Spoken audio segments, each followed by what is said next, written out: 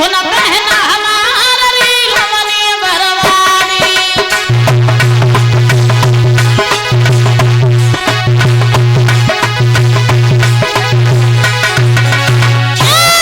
सुन बहना हमार रील बनी बर्बादी। सुन बहना हमार रील बनी बर्बादी।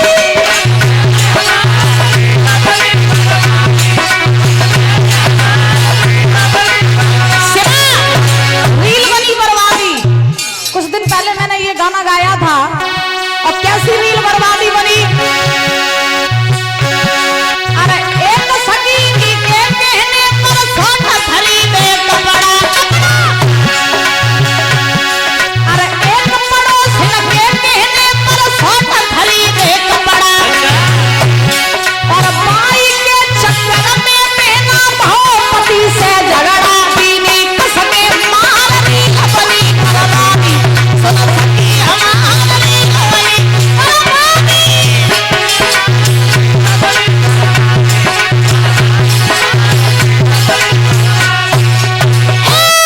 सुन बहना हमार रील बनी बर्बादी। सुन सखी हमार रील बनी बर्बादी।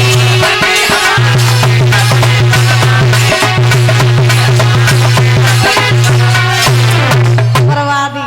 बोलिए गोविंद भगवान की। आज ये तक्षक जो था फूल बन करके चला। शिवा शिवा महाराज गंगा जी की तरफ मुख कर लो। गंगा जी की तरफ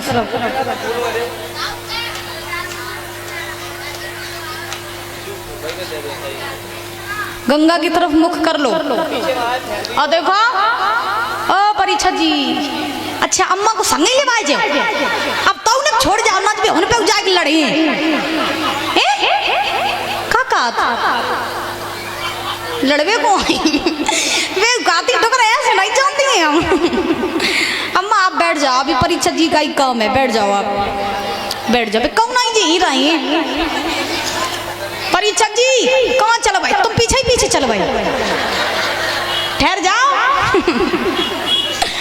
गंगा जी की तरफ मुख कर लो। ठीक अब ये सुनो ठीक है। नाक से लगा करके पीछे फेंक देना है और उधर घुमाना घर की तरफ घुमाना फिर लौट आना। आज तक्षक फूल का रूप बना करके चला है। परीक्षक जी ने फूल समझ के उठाया अपनी नाक से लगाया और जैसे ही नाक से लगाया तैसे ही तक्षक ने परीक्षक की नाक में डस लिया। पीछे फेंक दो जाइए आप। बोलिए परीक्षक लाल की। और जैसे ही तक्षक ने नाक में डसा वैसे ही परीक्षक पछाड़ खा के गिर पड़े। भगवान विमान आए परीक्षक को विमानों में बैठाल करके परम धाम को लेकर के चले गए। हुआ क्या? अरे खाए राजा कारे ने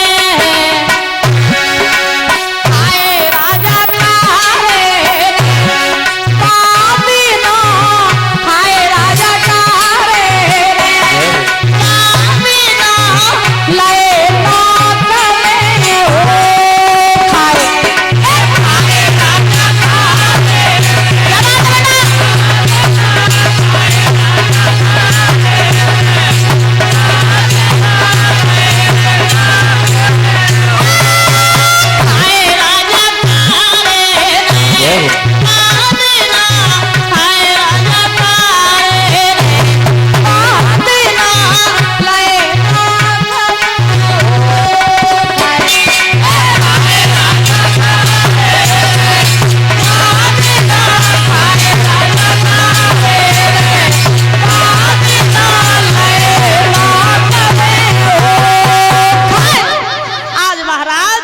परीक्षक जी को नाक में डसा। भगवान के विमान आए परीक्षक जी को बैठाल करके आज परम धाम को लेकर के चले गए। जोर से जयकारा बोलेंगे। बोलिए परीक्षक लाल की। सुखदेव भगवान की। श्रीमद् भागवत महापुराण की। प्रेम से बोलो राधे राधे। आज इस प्रकार से महाराज परीक्षित जी का मोक्ष हुआ। उनका मोक्ष क्यों हुआ? क्योंकि उन्होंने 7 दिन की कथा को भाव से सुना था। समय पर्याप्त हो चुका है और हमें भी अब घर के लिए थोड़ा निकलना है जल्दी। और क्योंकि कल से हमारी जो कथा है वो इटावा में कल पूजन है कथा का, तो कल हमें वहाँ भी पहुँचना है। और आज शाम को भी हमें टाइम से घर पहुंचना है। तो भागवत जी में तो यही विराम लग चुका है और भागवत जी जो है और हम आपके इस गांव से जो है आज विदाई लेंगे। और आशा करते हैं कि आप लोगों को ये 7 दिन की कथा समझ में आई होगी और जो जो चीज़ें आप लोगों ने सुनी उन बातों को अपने हृदय में अवश्य उतारोगी। पहले ही दिन हमने बता दिया था कथा का पूरा रहस्य अगर समझो तो यही है कि लगा सको तो बाग लगाओ पर आग लगाना ना सीखो, और कमा सको तो पुण्य कमाओ पाप कमाना ना सीखो, जला सको तो दीप जलाओ कहो के दिल को जलाना ना सीखो, और मिटा सको तो अभिमान मिटाओ सम्मान मिटाना। अच्छे कामों के करने से घर में प्रकाश हो जाता है और बुरे कामों के करने से घर का विनाश।